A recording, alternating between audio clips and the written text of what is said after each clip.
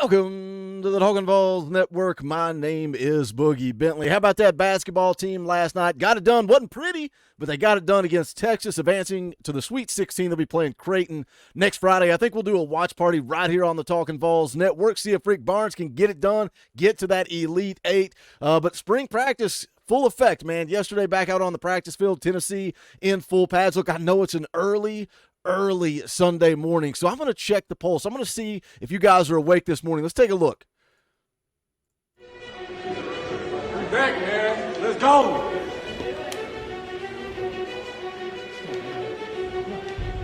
Teams that expect to win, these are the great teams. They don't know who, they don't know how, they expect to win. That only happens right here because the work system dictates where you are.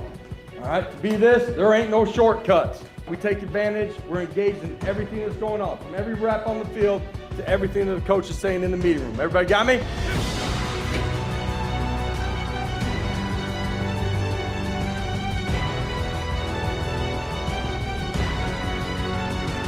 There's a lot to play for this fall, but it all begins with how you handle the spring. This is the time where you choose what kind of team you're going to be, what kind of tone you're going to set. And it all starts here on The Juice. Tell you what, if that doesn't wake you up on a Sunday morning, if that doesn't get you fired up, you may want to check your pulse. I love spring football, man. I love it. I love reading the practice reports. I love watching the clips, and I know it's limited. What the media gets to see is very limited, but still gets me excited. That right there gets me excited. Again, Tennessee back out on the practice field yesterday. Full pads. That's when things really start to ramp up. Just some things worth noting. They're going to practice. They're off today, going to practice Monday, and then they will scrimmage on Wednesday. We'll be live that Wednesday night, so that'll be good timing. We can jump on here and we can talk about scrimmage number one. Some other notes from practice yesterday. Cam Seldon banged up, not going through practice. Obviously, that leads to a ton of message board rumors and nonsense. Is he in trouble? Is he not in trouble? Is he actually hurt? I've seen nothing to indicate anything different than Cam Seldon is just banged up and not going through practice. If you go watch or check out Kaner's practice report over at VolQuest, sounds like quarterbacks were a little bit off yesterday, but a positive note. Chris Brazzell kind of getting back on track, cleaning up some of his issues dropping the football. But on the flip side of that, this thing's also about opinions. You go over to GoVols 247, they said Brazzell was struggling with some route running. Coach Pope coached him up a little bit. Again, it's spring, just things that are being noted. Another thing, is it a concern? Is it not a concern? We've talked about Cooper Mays kind of being on a snap count, limited practice throughout the spring. One good positive of that is your young guys like Vyson Lane, William Satterwhite get an opportunity to work at center. The bad side of that is they're struggling with low snaps, which you're talking about two guys that didn't play the center position at the high school level, so they're trying to make that transition. So it's good. It's worth mentioning. It's worth noting, but it's good that they're getting an opportunity. I also want to talk a little recruiting because we put out the update going into the weekend. Huge recruiting weekend for Tennessee. Tons of guys on campus. One of those I want to get into and break down is four-star tight end Deshaun Brame. We're going to talk about him, but as always, I need y'all to do me a favor and smash the thumbs up just below the video. It's quick, free, easy. It helps the channel, and I would greatly appreciate it. Also, if you're new to the Talkin VAWLS Network, welcome. We're not experts here. We're not insiders. We're not media. We don't try to sell you on any of that. This channel is for the fans, by the fans. If you like what we do, make sure you subscribe. Click that bell for notifications. You won't miss out when we go live or when we drop a video. Going to be live later tonight, 7 p.m. Eastern time. That's your show, a fan call-in show. The members of the channel get an opportunity to come on, hang out, and we'll talk about this first week of spring camp. So make sure your membership is up to date. Hit the join button down below, and we'll talk some Tennessee spring practice later tonight. But let's talk a little recruiting. Again, Deshaun Brame in town over the weekend. Now, he's a guy that Matt Ray put out going into the weekend, said that he is a grown man, says that Alec Ablin has continued to do a nice job there. Brame knows that he's the only tight end in the class that the Vols are interested in pairing Jack Van Dorsey with, and that stands out to him. Again, going to be in town this weekend. He was in town. Got to spend some time with George McIntyre and Jack Van Dorsey.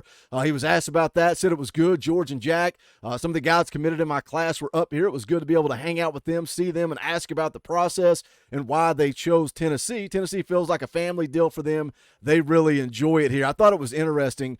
Jack and George apparently really hitting it off. They came in town. They took the visit. They spent some time with Brame. And again, the fact that Tennessee is only going to take him, nobody else, that stands out to him. He likes that, but got to spend some time with George and Jack. After the visit wrapped up, George and Jack Van Dorsey went on out, got to see the town. That's what Jack wanted to do. I think those two, I think George McIntyre and Jack Van Dorsey are really the heartbeat of this class of 25, but I also think that they're building a solid relationship for the future when they're on campus, when they're playing at Tennessee. But again, Deshaun Brame, you see the profile on the screen, 6'4.5", 225 out of Kansas, 4-star tight end. This dude's elite. He's a top 100 prospect, a guy that you would love to get committed in this class of 24. You talk about a couple of weapons, and you know, he got to take in practice, and he got to see the way that Coach Alec Ablin coaches the tight ends, the way that Josh Heupel wants to utilize the tight ends. And I think something that we've seen is Josh Heupel always wants to roll with two tight ends. That's, you know, Jacob Warren. We've seen it in previous years, the way they utilize Princeton Fant, and then this past season as well. But let's go in. I want to take a look at the scouting report. I want you guys to see some of the highlights from Brame here. We'll take a look at Go Vols 247. Got some highlights on the screen. We'll take a look at the scouting report. This is from Greg Biggins. Greg Biggins, National Recruiting Analyst for 247 Sports. First and foremost, Deshaun Brame had 46 catches, 942 yards, and 13 touchdowns as a junior. Says here, really impressive on tape. Plays like a jumbo receiver with a projectable frame. Very fluid as an athlete. Natural hands, never fights the football. Well-built kid. Naturally strong with a chiseled upper body. Can easily beat press coverage and bullies opposing backers, safeties. I like that. I like that he's physical. I like that he can beat press coverage. I like that he bullies people because, you know, the first thing that they're going to ask you is to block. That's what Josh Heupel is going to ask you to do as a tight end in this offense. I think we're going to see how Ethan Davis can do that. I think he's a pass catcher. I think Holden Stace is more of a physical guy. We'll see. But that's good to read in the scouting report here. It says great hand-eye coordination, extremely good tracking the ball downfield, runs well after the catch. For his size, he shows surprising quickness and wiggle with the ball in his hands, doesn't shy away from contact, can play in the slot or on the line, can get deep, but has the hands and clean routes to be ideal third and eight security blanket as well. Really nice upside, projects as an early impact player at the college level with an NFL ceiling. Again, in town this weekend, spent time with George and Jack, also got to take in a practice. He was asked by VolQuest about his, what he thought on the way that practice ran. Coach Alec Ablin, he said he's a great coach. Good to see him coaching in person, and right next to him, he was doing a great job with Holden Stace and all the guys. It was cool to see.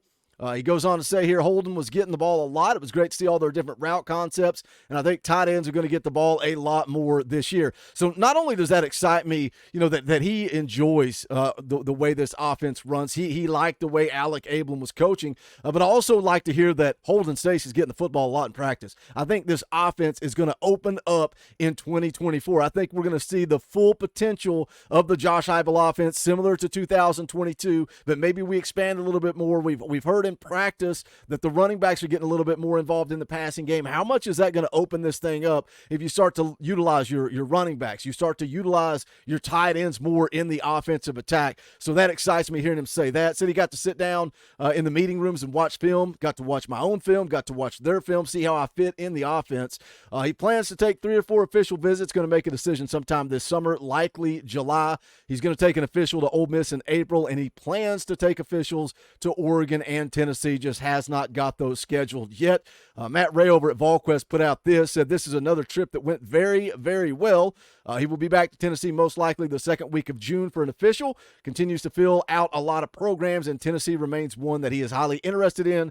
He continued to bond with G-Mac and Jack Van Dorsey during the trip. He was impressed with the way the tight ends were used during practice and expects to see an uptick in production with Ethan Davis and Holden Stace as receiver options. Again, that excites me, not only the recruiting dynamic, but on field for 2024. That excites me. What do you guys think? Jump into the comment section. What are your thoughts on spring practice? Cam Seldon, all the practice reports that are coming out. Also, what do you think about some of these visitors that were in town? If you missed it, I put out a video a couple of days ago highlighting a lot of the guys that were going to be on campus. We'll continue to cover that over the next couple of days as well. Hope to see you guys tonight, 7 p.m. Eastern Time fan call-in show. We'll be talking all about spring practice.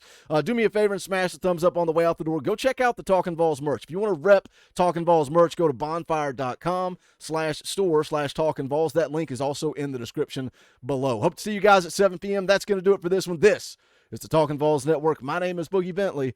Go Big Orange.